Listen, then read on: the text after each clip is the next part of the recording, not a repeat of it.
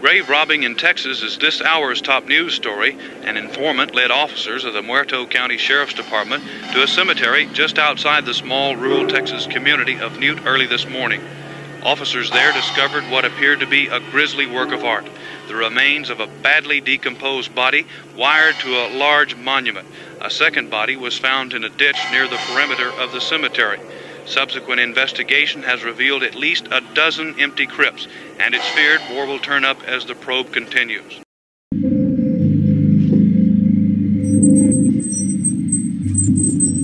The Texas Chain Saw Massacre is a 1974 horror film directed by Tobe Hooper that would find widespread acclaim as a horror movie classic and would begin several slasher film tropes. This would also be regarded as one of the most successful independent films of all time. In the early hours of August 18, 1973, 5 teenagers drive in a van near rural Newt, Texas. Sally Hardesty, played by Marilyn Burns, her wheelchair-bound brother Franklin, played by Paul Partain, and their friends Jerry, Pam, and Kirk, played by Alan Danziger, Teri McMinn, and William Vale. Hence, when malefic planets are in retrograde, and Saturn's malefic, okay, their malefice is increased. Have you been doing those Reader's Digest word power columns again? Jerry, it just means Saturn's a bad influence. It's just particularly a bad influence now because it's in retrograde. Hey man, you believe all that stuff your old lady's hawking me? I don't know. Driving past a slaughterhouse, they soon pick up a hitchhiker played by Edwin Neal. He speaks about his family having worked at the slaughterhouse. Hey man, did you go in that slaughter room or whatever they call it? The place where they shoot the cattle in the head with that big air gun thing. Oh, that gun's no good. I was in there once with my uncle. No way. With a sledge. Things soon take a weird turn when he cuts himself, takes a Polaroid picture of the group, and demands their money. They force him out of the van. Low on gas but unable to find fuel at a local gas station, the group finds a nearby desolated house. Hoping to barter for gas, Kirk enters the home through an unlocked door. Kirk and Pam both find themselves in an absolute house of horrors.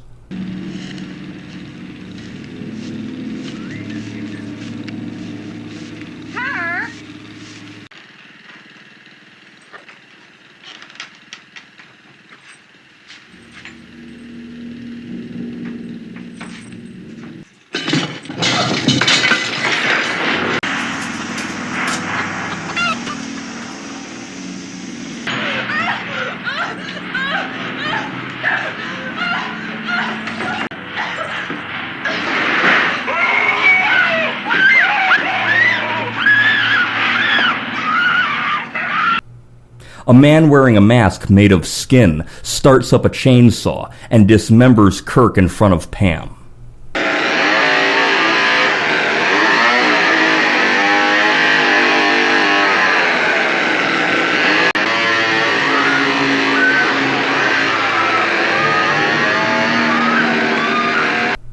Later that evening, Jerry searches for Pam and Kirk, only to run into the leatherface. Come on out. Come on. Kurt?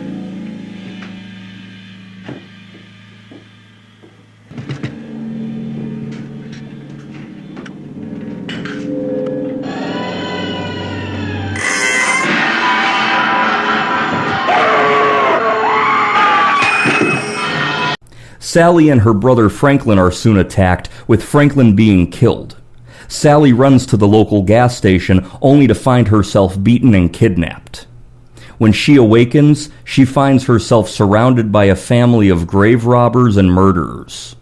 Can Sally survive long enough to tell the world about her remarkable ordeal?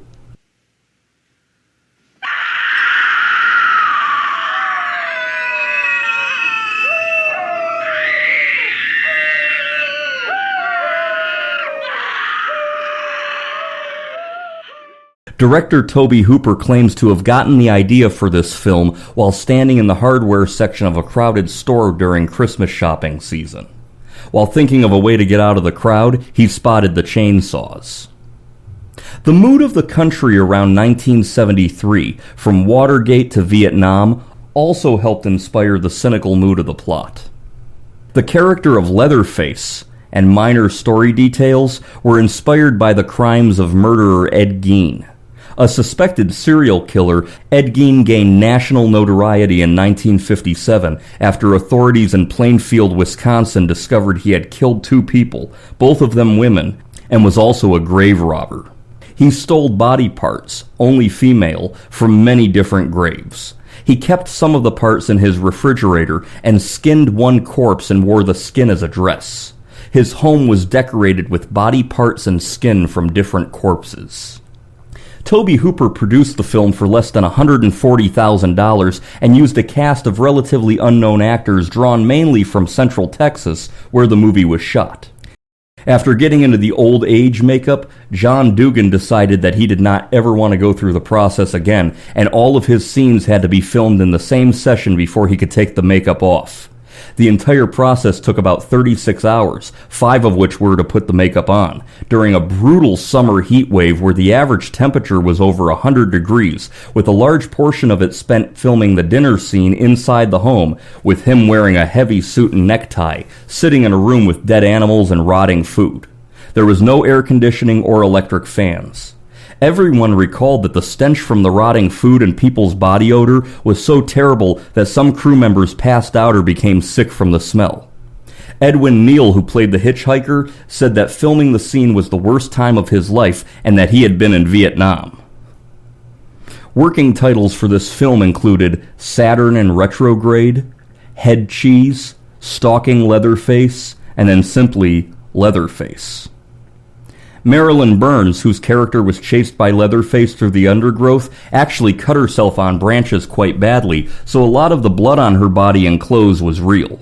Gunnar Hansen originally turned down the role of Leatherface due to the sheer brutality of the plot. He was persuaded by his friend Marilyn Burns to work with her on the movie. Hansen decided that Leatherface was a mentally handicapped person who never learned to talk properly, so he went to a school for the mentally handicapped and watched how they moved and listened to them talk to get a feel for the character. He also tried to make his portrayal as non-offensive as he could. Many fans of the film, including those who are mentally handicapped, say he did a good job. For Pam's meat hook death scene, Teri McMinn was actually held up by a nylon cord that went between her legs, which were padded with maxi pads. Despite the padding, it was still quite painful, but she decided to use the pain to help make her performance more believable. The movie was filmed in Texas from July 15th to August 14th, 1973, while the opening narrative claims that the real events took place on August 18th, 1973. The opening crawl falsely suggests that the film is based on true events, a narrative that helped contribute to its success. Tobe Hooper wanted the opening narration to sound like Orson Welles. John Larroquette was asked to do his best Orson Welles impression while reading it. The director later said, "It still sounds like John Larroquette." The events of that day were to lead to the discovery of one of the most bizarre crimes in the annals of American history. The Texas Chain Saw Massacre. According to John Larroquette, his payment for doing the opening narration in 1973 was a joint of marijuana. The chainsaw is only seen cutting the flesh of one character on screen, and that's at the very end, and it's the leg of Leatherface himself. Released into movie theaters on October 11th, 1974, the Texas Chain Saw Massacre grossed a total of $30.9 million on a budget of $80,000 to $140,000, making it a huge financial success. It was the highest-grossing independent film until Halloween 4 years later, in 1978. In his 2022 book Cinema Speculation, director Quentin Tarantino cited this film as a perfect movie, saying that there are very few perfect movies, but he thinks the Texas Chain Saw Massacre is one of them. The movie had a huge effect on the horror genre. It began a trend of the final girl trope. Sally Hardesty from this film is one of the earliest examples of a final girl surviving the horror and bloodshed throughout a horror movie. Future film characters such as 1978's Laurie Strode in Halloween, 1984's Nancy Thompson in A Nightmare on Elm Street, and 1996's Sidney Prescott in Scream would all continue this horror film tradition. In 2024, this movie was selected for preservation in the United States National Film Registry by the Library of Congress for being culturally, historically, and aesthetically significant to American history. Now, for my personal review of this film, I am not a huge fan of this film or of the Texas Chain Saw Massacre series. I always thought there was something really off-putting and unsettling about this movie. I guess that's what makes it work. I would likely give this maybe a 7-star rating, but I will give it a 10-star rating not because of my personal liking of the movie, but because of how iconic this film is and the influence it had on future horror movies. Any fan of the horror genre should see the 1974 classic, The Texas Chain Saw Massacre.